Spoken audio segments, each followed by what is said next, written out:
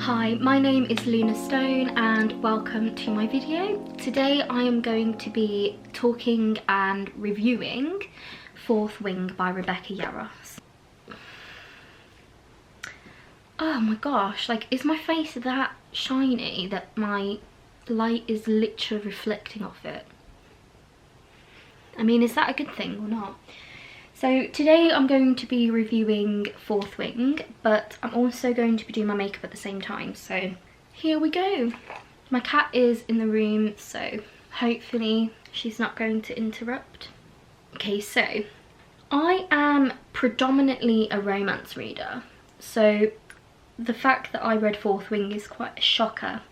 It is one of the first fantasy books that I have read, and honestly I am so glad that I picked it up. It is honestly life-changing. I don't say that lightly either. One thing I will say before I kind of kickstart the review is that all of the views are my own. I'm going to be completely honest about the book. I'm going to try not to give spoilers, but some of the things that I'm talking about might be stuff that you don't necessarily want to know if you haven't read it before.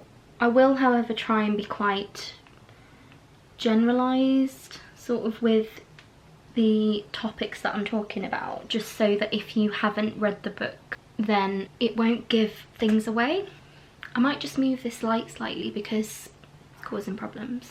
Nope, still reflecting. Got like ridiculously dewy skin if that's the case. Overall, I gave Fourth Wing 5 stars out of 5, and that is because I genuinely found that I was so engrossed by this book. Like, from the moment I picked it up, it was just like, wow, okay, I didn't expect to love it as much as I do, especially sort of instantaneously. Like, I'm the kind of person who reads like Elsie Silver, so just to put it into perspective, if you've not heard of Elsie Silver, she is a romance author, and her main series that has garnered a lot of attention is Chestnut Springs. And Chestnut Springs is essentially like a cowboy kind of ranch lifestyle romance, and so when I was reading her book I was basically in my cowboy era. So loved cowboys, wanted my fiance to become a cowboy, rodeo, bull rider, all of that. When I started reading Fourth Wing, literally after the first chapter I was just like, I want to be a dragon rider. Like, cowboy era over, dragon rider era has begun. And for me, to be hooked on a book that intensely within one chapter, that shows that it's a good chapter. It's something that I aim to do with my books, you know, have people want to read it instantly. So that is definitely a good start. I said in my review on Goodreads that this was kind of like a shock to the system, but like an extremely good shock. It was like instantly within the story, like from the first chapter it was just instantly like, oh, shit's going down. And whilst that would usually sort of put me on edge because I suffer with anxiety, it was more of like a thrill, like going on a roller coaster. Like, you kind of wish when you're at that top point you were like, I regret coming on this ride, but then as soon as you go in you're like, this is amazing and I want to do it again. I truly was entertained from start to finish. There might have been a few chapters where I thought, why is there so much fluff within this? And for those of you who maybe haven't heard that word before in terms of books, fluff is like when a writer just writes stuff in there and you feel like you kind of don't need to be in there. And there were a few points where I thought, oh my gosh, just get to the point. But I think that was more so the anticipation, if anything. Like, I just wanted more to happen, which in a way is a really good thing. I was definitely entertained from start to finish. I genuinely felt like I was like within the book, and the characters were just, oh, absolutely loved them, to the point where when certain things happened I was like crying, like genuinely crying. And I think, again, when a book can move you so much that you like physically show that emotion, then that's a sign of a good writer. Because for words on paper to allow you to be so imaginative that they bring you to physical tears, then it's a good one. It really is.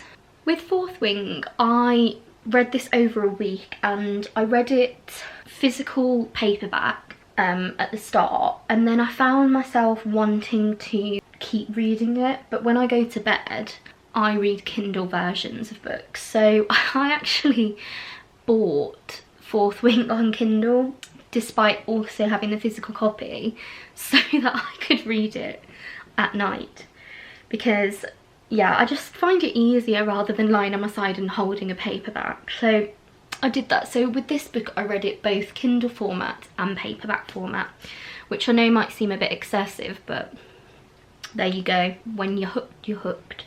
So if you want to know a little bit of like a brief kind of overview of Fourth Wing, you essentially follow the main character, whose name is Violet Sorrengail, and she is meant to be joining the quadrant where they're in the archives and documenting history of battles that take place and yeah, things like that. However, she gets drafted into the Rider Quadrant.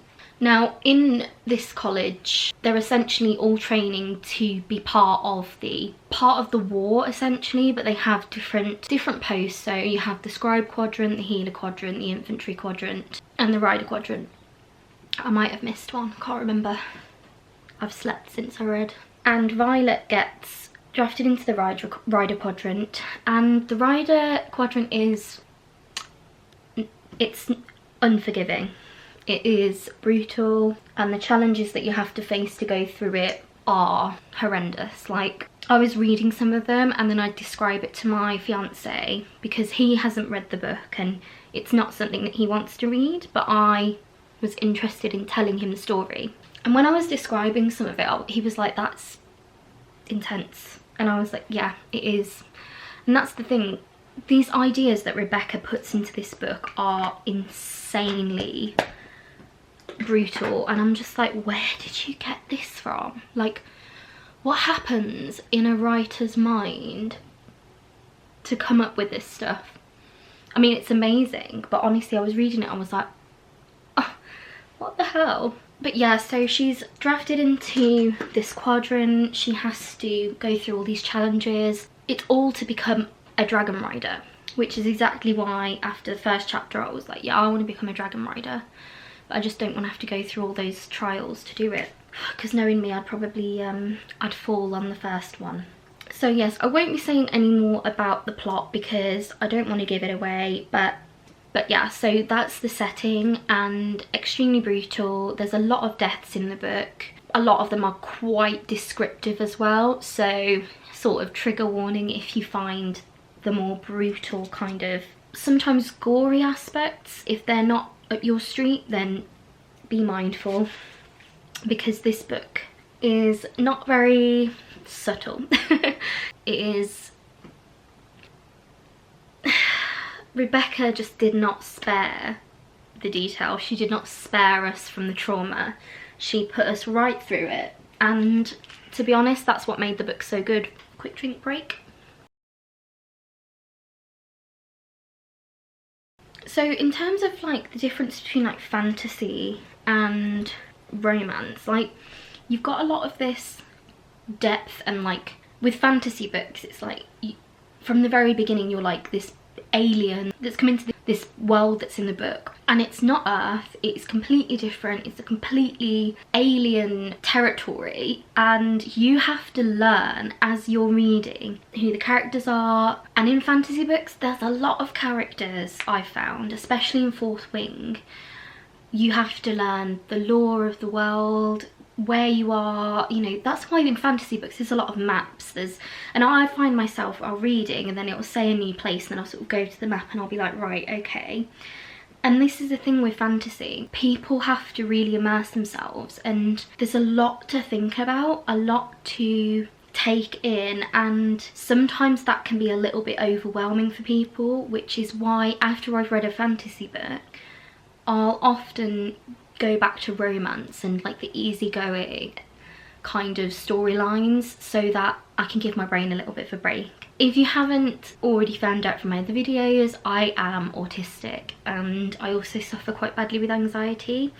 I get very overwhelmed very easily, and sometimes when I'm in that mental state where I have to take in a lot of information, my overwhelm just takes over and I almost become blind, not physically, but nothing will go in. So the way that I can describe a fantasy book is it's so full of, it's so deep, it's so big that trying to understand where everything fits together is very difficult. However, with Fourth Wing, it was very well explained, and although there was a lot to it, I felt like there was a lot of history that Rebecca created for this world within the book. She did it in a really good way, because the lessons that the students of Basgaith learn within their history lessons, you're learning the history at the same time. So it wasn't like she had a chapter where she kind of explained it all and you just had to read it. It was like you were a student at Basgaith alongside Violet Sorrengail and you were learning what they were learning, and in that sense you grasped exactly what was going on in this world and the history of it, which I thought was just genius, to be honest. Now, one of the things that I love in Fourth Wing is their use of their gods, and like when those of us who say like, oh, for God's sake, or thank God, in Fourth Wing Rebecca has created like different gods. So when Violet or Xaden, for instance, Xaden is the other main character, he's like this broody, moody, grumpy, but also kind of hot character, and him and Violet have this like relationship. And when they're in a certain situation, like when they're about to go into battle or they're about to go on the gauntlet and, well, try and not die, they'll say like, they'll use the god's name, like Malik, for instance, is the god of death. So when people die, they commence their souls to Malik. And I just think this is amazing because she's taken the opportunity to create these different gods, and I just think it's incredible. Like, we have like Greek gods and things like that, but we use it as like, it's kind of like folklore, I suppose. Like Apollo, Artemis, yeah, like god of love, god of war.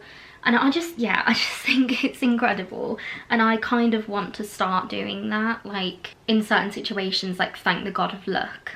Like, I want to adopt that way of speaking from Fourth Wing. One thing that I thought from the reviews and the hype, I was really considering Fourth Wing to be like super spicy, super sexy. I was expecting to be kind of blown away by the scenes that were described. However, I found that I was not. Like, I expected so much more than what I got in it. Now, I am a spicy reader.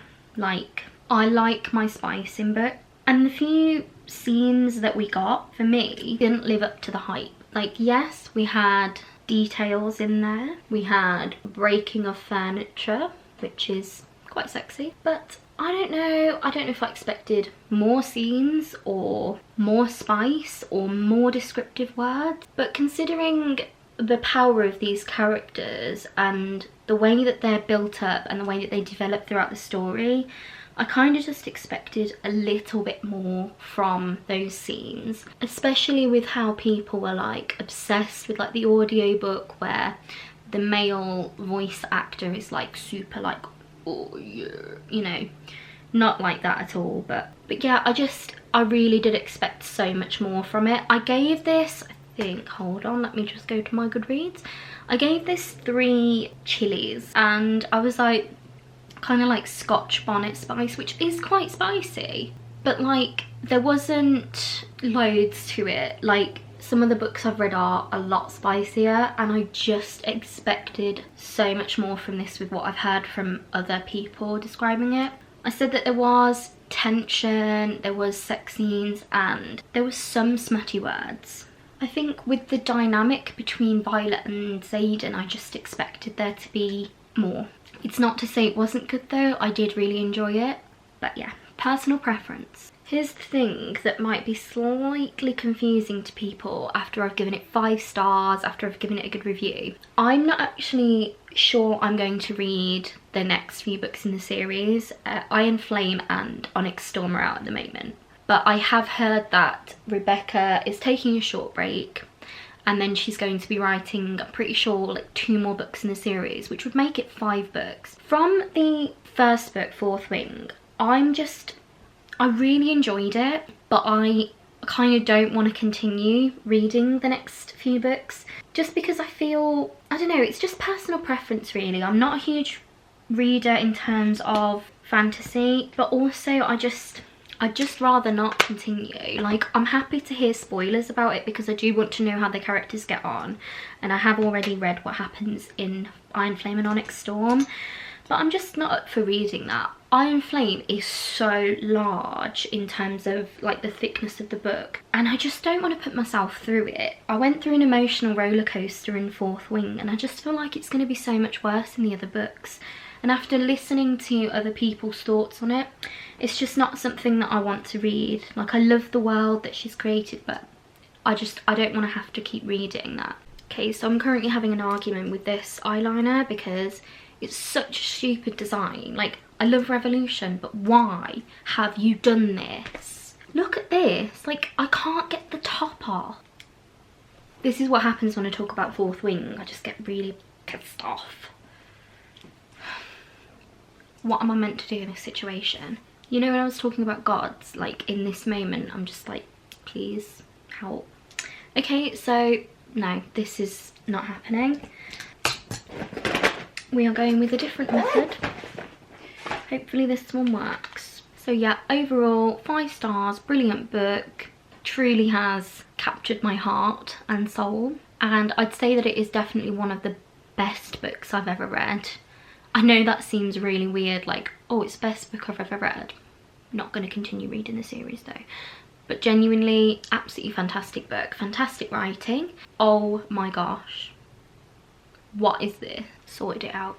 The one thing that I will say about the book that I wasn't super happy with and sold on was the bonus chapters at the very end, where Rebecca gives us some scenes that we've read in the book from Violet's perspective, but she's written them from Xaden's perspective. And I think by the time I'd read it, by the time I'd finished the main book, I was kind of like, oh, I've gone through enough. I don't want to re-experience that. But I read it anyway, and I did enjoy it from Xaden's point of view, but how she's built up Xaden's personality, I felt like the way she described the chapters from his perspective didn't seem like the person she's built him up to be. And whilst I understand that that could be because Violet sees Xaden differently to how Xaden is internally, I don't know, I just felt like I wasn't reading from his perspective. I felt like it didn't quite capture who I thought Xaden was. So that is probably one of the only major critiques that I would give this book.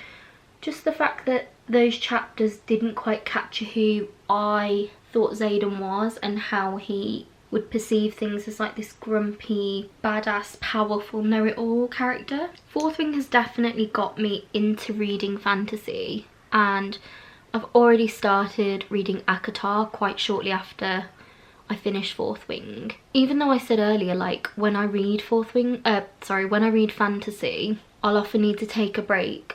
This is the thing, like with Fourth Wing, it's kind of, I don't know, it's not too dark. It's quite a refreshing fantasy read. Like, I read Darren Shan books and they were so unbelievably gory and dark that I was like, okay, like I need a bit of a break for my mental health sake. But with Fourth Wing, it's quite a open, refreshing take on fantasy. Like, it's not too dark. And although I am a horror girl through and through, when I'm reading a book, to avoid overwhelm, I like quite easygoing reads, something that I can just relax and escape into. And Fourth Wing was definitely that for me. Literally, chapter 1, I was like, right, I want to dye my hair, the end of my hair silver. I want to braid it. I want it to be like all the way down to my back. I want to have French plaits all the time. I want to wear a vest made of dragon scales, all of the above. Yeah, so basically full on Dragon Rider era. So overall, fantastic book. And yeah, it's made a difference to what I want to read and what I consider something that I'd enjoy now. So I think that now that I've picked that up and taken that leap, I think that I'll definitely consider a lot more fantasy books. Like I said, I've started reading ACOTAR. So far I'm about halfway in. Very different to Fourth Wing. Like, I expected it to be quite similar, but it is definitely different, a lot slower, but I am enjoying it still. So there's just something different about fantasy. Like, with romance, you feel connected, but not on a super deep level. Whereas with Fourth Wing, I felt so unbelievably part of the world, and yeah, it's just completely changed my style of reading, to be honest. Even though I don't want to continue reading the Fourth Wing series, the Empyrean. But yeah, so 5 stars, definitely recommend, and I can definitely see why it's so hyped up. And I'm pretty sure I heard that it's being made into a series, which is very interesting because there are some people in my life that I've told about this book, but they're not readers, and they said that if it was ever made into a series, it's something they'd want to watch. So there you go, here you have it. I'm not surprised either. I think it's going to have kind of the same appeal as like Game of Thrones, The Witcher, those kind of things.